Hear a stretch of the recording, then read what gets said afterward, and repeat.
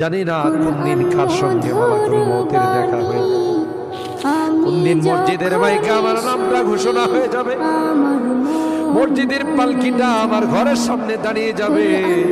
এটা তো এমন পালকি, এটাতে একবার যারা শুয়ে যায় জীবনে আর দ্বিতীয়বার সুযোগ আসে।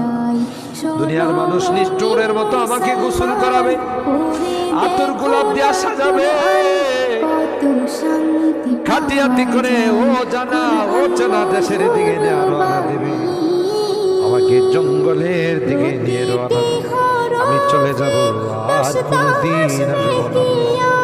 ওই মুহূর্তটা আসার পূর্বে নেককার বানাই দিও আল্লাহ, পরহেজগার বানাই দিও, কলমাওয়ালা বানায়া দুনিয়া থেকে নিও আল্লাহ। আমি যদিও গুনাহগার, মুসাফিরের দোয়া নাকি তোমার কাছে কবুল।